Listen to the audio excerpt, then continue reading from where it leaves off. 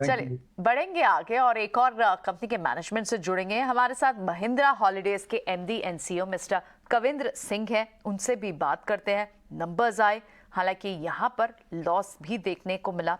Members जरूर add किया है कंपनी ने, सेल्स वैल्यू बढ़ी है वाई एंड वाई बेसिस पर EBITDA मार्जिन्स पर एक बार उनसे चेक ले लेते हैं।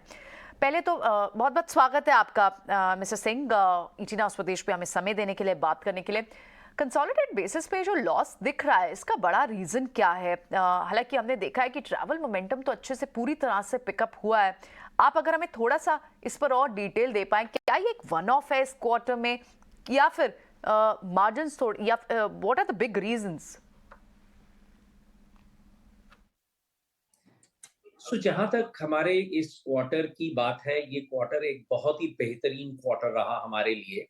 अगर आप स्टैंड अलोन लेवल पे देखें तो हमारी रिजॉर्ट इनकम 30% से बढ़ी, हमारी ऑक्यूपेंसी 85% पे आके रुकी। और तो और अगर हम अपना EBITDA भी देखें और PBT भी देखें तो 17% से बढ़ा, और हमारी जो इनकम थी वो 18% से बढ़ी। तो all in all at stand alone level बहुत ही बेहतरीन क्वार्टर। अगर मैं कंसोलिडेटेड लेवल पे देखूं तो भी कंसोलिडेटेड लेवल पे अगर मैं ये वन ऑफ्स जो आपने बताया, अगर मैं उनको हटा दूं तो हमने अपना प्रॉफिट कंसोलिडेटेड लेवल पे, PBT लेवल पे डबल किया, प्रॉफिट बिफोर टैक्स। अब मैं आपको ये भी बताना चाहूंगा कि हमारे मार्जिन्स जो थे स्टैंड अलोन लेवल पे 29.4% पे आके रुके क्वार्टर 3 में, जो कि 500 बिप्स हायर हैं on compare to pre pandemic levels, जो कि एक बहुत ही बेहतरीन परफॉर्मेंस रही। अगर मैं PBT लेवल पे भी देखूं, सॉरी 9 महीने के लेवल पे भी देखूं, तो करीब करीब 28.4% पे जाके हमारा EBITDA मार्जिन अभी चल रहा है स्टैंड अलोन लेवल पे, जो कि एक बहुत ही बेहतरीन परफॉर्मेंस है, क्योंकि 300 बिप्स से हमारा मार्जिन अप है compare to pre pandemic levels. अगर मैं कंसोलिडेटेड लेवल पे ये भी आपको बताना चाहूं कि 9 मंथ्स लेवल पे अगर आप हमारी परफॉर्मेंस PBT लेवल पे देखेंगे तो 90% से बढ़ के आई। अब अगर हम आपके क्वेश्चन को आंसर करना चाहें कि ये PAT में नेगेटिव क्यों दिख रहा है, तो जैसे कि आपने सही बताया कि कुछ वन ऑफ्स आए हैं। हमारे यहाँ पर एक कंसोलिडेटेड लेवल पे यूरो लोन है जो हमने लिया है ओवरसीज, जिससे हमने एक्विजिशन फंड की थी हॉलिडे क्लब रिजॉर्ट्स की। तो उसके चलते जो ये फॉरेक्स में मूवमेंट्स आई हैं, जैसे कि आपको पता चला है कि यूरो 10% से इंडियन रुपी 10% से वीक हुआ है कंपेयर टू यूरो, जो अगर हम जुलाई के लेवल पे देखें, तो उसकी वजह से हमको ये मार्क टू मार्केट मूवमेंट्स आई हैं। These are not cash impacts at all. तो उसकी वजह से आपको ये प्रॉफिट आफ्टर टैक्स कंसोलिडेटेड में जो दिख रहा है नेगेटिव, बट एक्चुअली अगर आप ऑपरेटिंग लेवल पे परफॉर्मेंस देखें तो ये हमारी बहुत ही बेहतरीन performance both at stand alone level and even at consolidated level, हमने प्रॉफिट को 90% से बढ़ाया है profit before tax level. Okay, all right. So mister Singh, अगर हॉलिडे क्लब रिजॉर्ट के परफॉर्मेंस पर आपसे कुछ जानना चाहें तो अभी किस तरह की परफॉर्मेंस चल रही है, और साथ ही ऑक्यूपेंसी ग्रोथ किस तरह की देखने को मिल रही है, इस पर आप हमें क्या आउटलुक शेयर कर पाएंगे? हॉलिडे क्लब रिजॉर्ट्स में क्वार्टर 2 और क्वार्टर 4 जो होते हैं वो सीजनली हाई क्वार्टर होते हैं, और क्वार्टर 3 थोड़ा वीक क्वार्टर माना जाता है, क्योंकि ना सर्दी होती है ना गर्मी होती है, और वो हॉलिडे सीजन भी नहीं होता। इसके चलते वहां पर जो परफॉर्मेंस आई है वो फिर भी टर्नओवर लेवल पे अच्छी है। होटल स्पा होटल्स अगर हम देखें 4% से उनका टर्नओवर बढ़ा। अगर हम टाइम शेयर देखें जो उनका मेन बिजनेस है, वो भी 4% से बढ़ा टर्नओवर, बट उनकी प्रॉफिटेबिलिटी जरूर अफेक्ट हुई।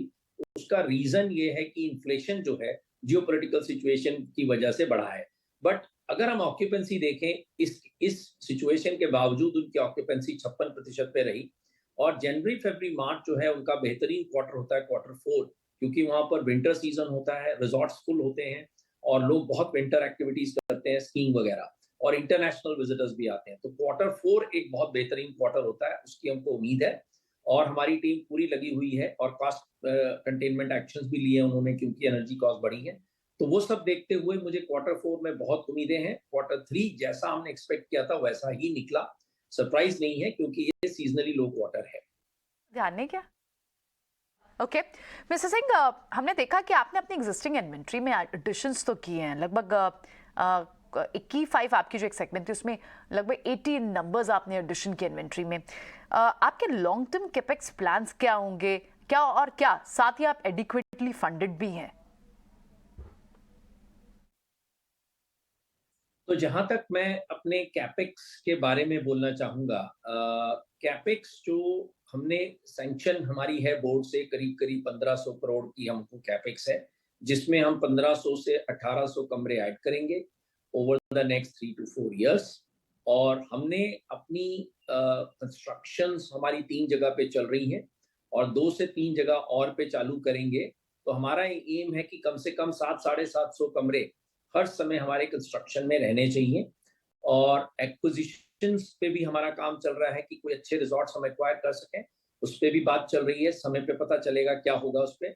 तो हमारा जो जहाँ तक फंडिंग का सवाल है, हमारे पास 1090 करोड़ का कैश इस समय पड़ा हुआ है स्टैंड अलोन लेवल पे, फ्री कैश, जो कि हम यूज कर सकते हैं अपनी ग्रोथ के लिए।